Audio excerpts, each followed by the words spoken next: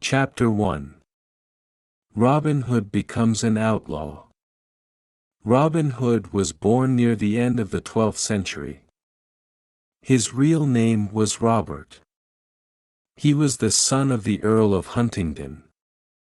At that time, England had many problems. King Richard was away on a crusade in the Holy Land. He was away many years. His brother, John, became king. He was a cruel and greedy king. His men were arrogant and brutal. The poor people of England suffered a lot. They paid very high taxes to King John and his sheriffs. Many families died of hunger.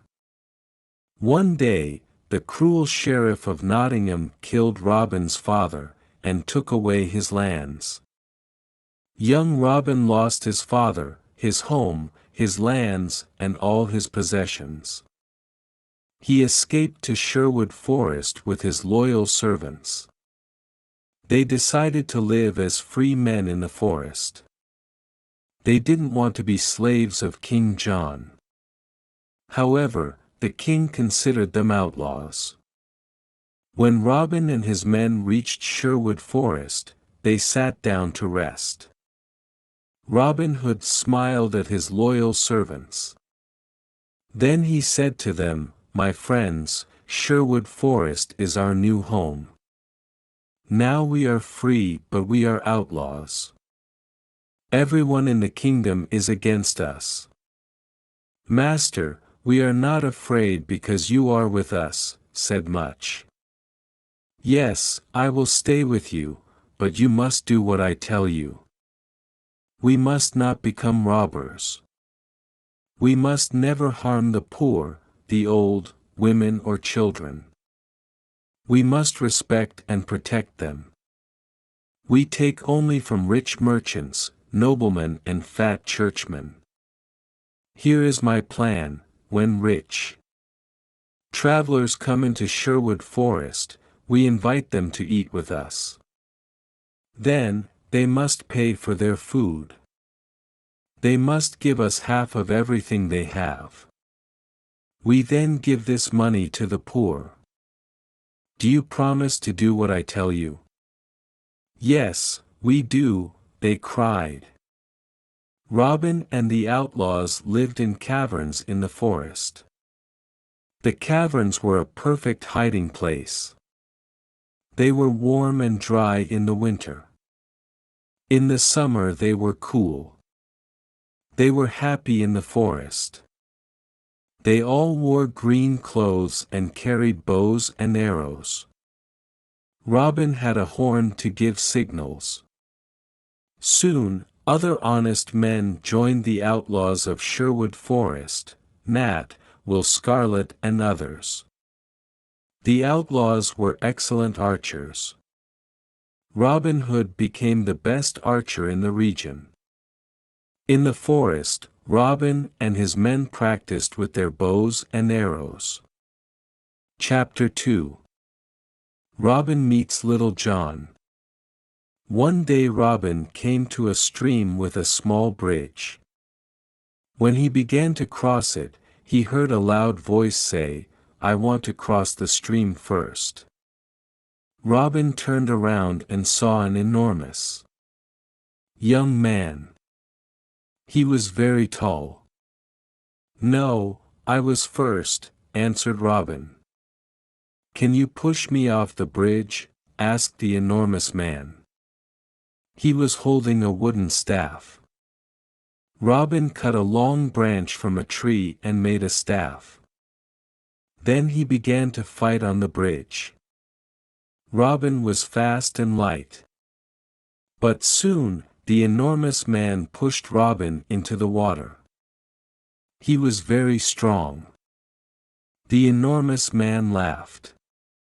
Then he pulled Robin out of the water. Robin started to laugh too. "You are an honest fighter," said Robin. "What is your name?" "My name is John Little. I am an honest man. I fought with good King Richard's men in the Holy Land. I made King Richard's sword and the swords of his men. He is a great king. But his brother John is cruel and greedy. I don't want to serve King John. I am looking for Robin Hood. I want to join his outlaws. Welcome to our merry company of outlaws. I am Robin Hood, said Robin, smiling. A friend of King Richard is a friend of mine. John Little was very surprised. Then the two men embraced and became good friends. Now that you are an outlaw, you must change your name. Your new name is Little John. Robin took Little John to the secret hiding place in the forest. The outlaws welcomed Little John with a big meal. Little John was an expert sword maker. Soon every outlaw had a new sword. The outlaws liked Little John because he was friendly and kind. At night, everyone sat around the fire and listened to his stories. He told them about his adventures in the Holy Land. Chapter 3.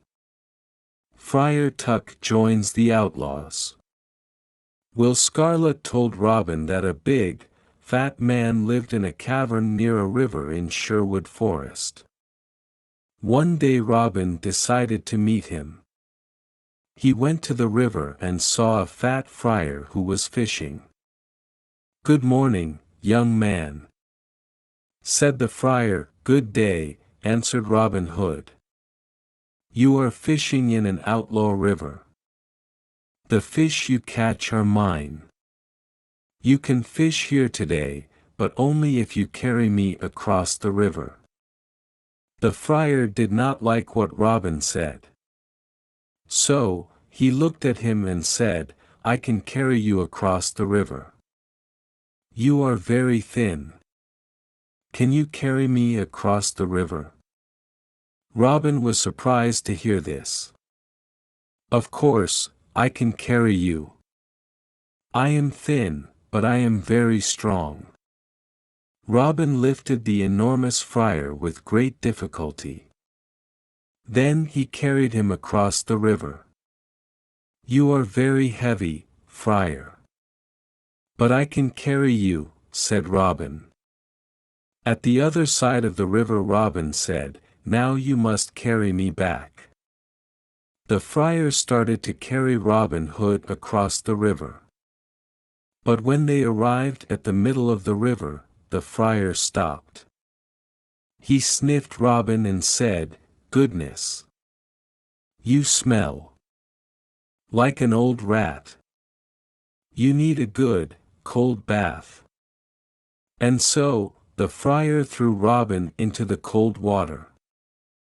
He laughed loudly and then pulled Robin to the river bank. Robin was angry at first. Then, he smiled and said, "You were right. I needed a bath. I feel better now. My good friar, you are free to fish in this river when you want." "Let us shake hands before I go away," said the friar. "Oh, don't go away," said Robin. "My name is Robin Hood." "What? You are Robin Hood?" asked the friar. He was very surprised. "Yes. Come and live with me and my outlaws. We are all good, honest men. We take from the rich and give to the poor. We want a friar because we need the word of God. What is your name?" "I am Friar Michael Tuck, of Fountains Abbey. I had a quarrel with my abbot. He was very greedy and rich. He never helped the poor. He forgot God's teachings. When I told him this, he wanted to punish me. I escaped to the forest. Now I live a simple life. If you want to live a simple life, and help the poor, then come to Sherwood Forest, said Robin. The two men shook hands and promised to be friends for life. Chapter 4. Wanted, Dead or Alive. Some years passed, and there were more than 200 outlaws living in Sherwood Forest. Robin Hood was the hero of the poor. He continued robbing the rich to give to the poor. Robin Hood called this the Sherwood tax. All the rich travelers who passed through Sherwood Forest paid the Sherwood tax. The Sheriff of Nottingham sent an army of soldiers to Sherwood Forest to capture Robin Hood. But Robin and his outlaws were in the trees. They killed all the soldiers except one. Robin and his men were the best archers of the region. They knew the forest perfectly. They were never afraid of fighting the soldiers of the wicked Sheriff of Nottingham. It was impossible to stop Robin Hood.